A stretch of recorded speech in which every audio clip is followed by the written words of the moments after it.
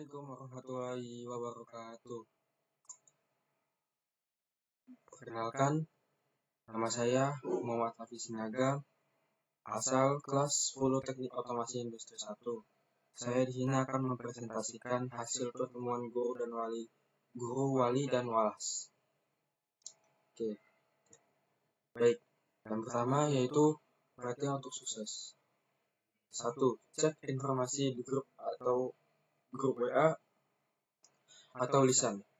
Di sini kita harus mengecek informasi grup secara teliti, dibaca dengan sangat rinci agar tidak ada misinformasi atau kesalahpahaman.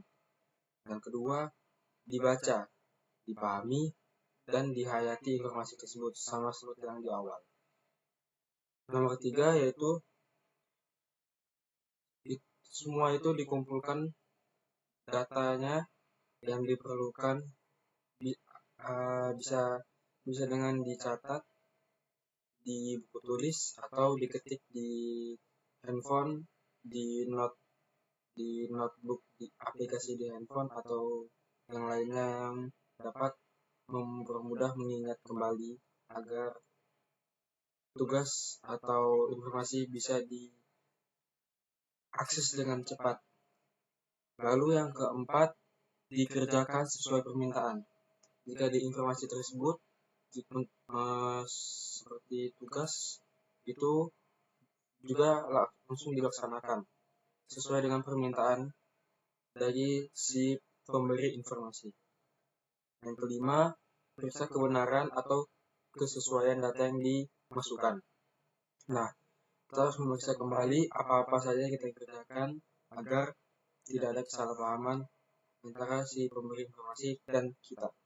Yang keenam, jangan lupa untuk mengkonfirmasi ke pemberi informasi agar pemberi informasi bisa mencatat tugas-tugas yang sudah kita selesaikan. Baik, yang kedua, bagaimana sih adab kita bertutur kata kepada orang yang lebih tua atau seumuran atau yang lebih muda lagi. Yang pertama itu, kita tuh harus menghormati orang yang lebih tua, karena mereka lah yang telah mengajari kita atau mereka telah merawat kita. Jadi kita harus menghormati mereka. Yang kedua, orang yang seumuran itu harus disegani. Yang ketiga, orang yang lebih muda umurnya itu harus disayangi.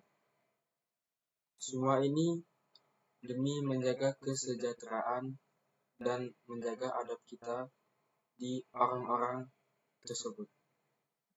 Lalu yang ketiga yaitu bagaimana untuk memperoleh nilai lebih dalam suatu mapel.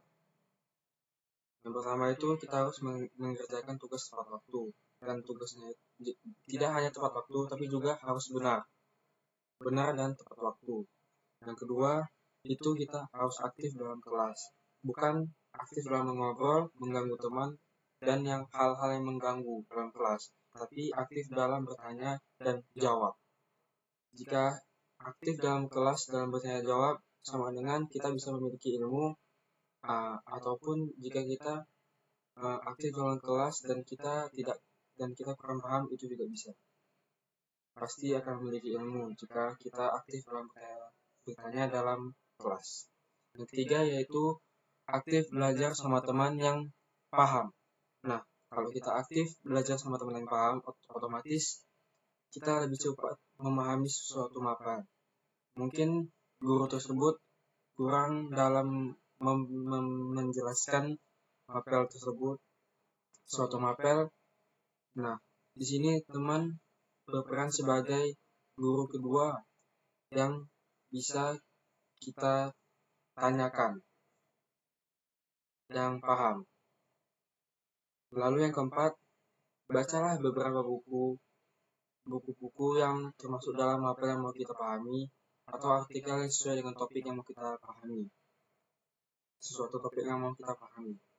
Lalu yang kelima, jadilah orang pertama yang menyelesaikan tugas.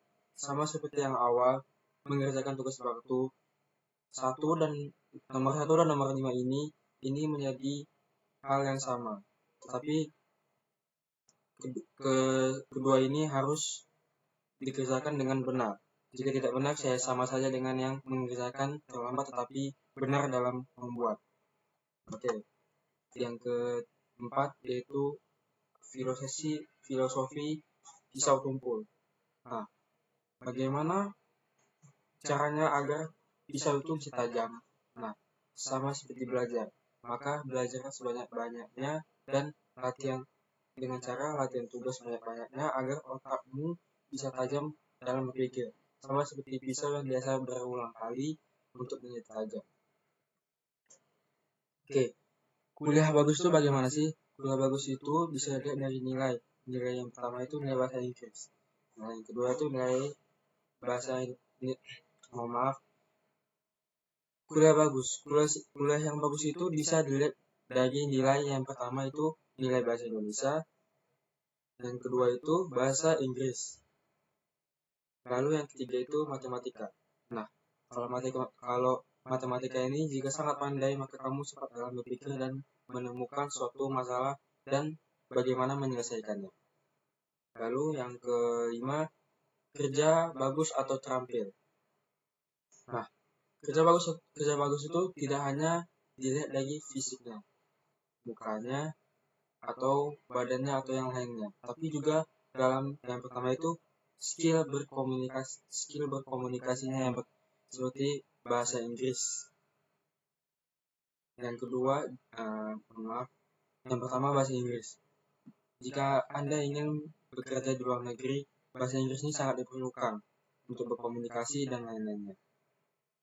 Yang kedua itu matematika. Matematika ini juga hal yang sangat-sangat penting untuk menyelesaikan suatu masalah atau menghitung suatu kerjaan atau suatu yang lainnya. Yang ketiga itu komunikasi. Komunikasi ini sangat-sangat penting. Jika tidak ada komunikasi maka semua akan hancur dan tidak teratur. Yang keempat itu sikap.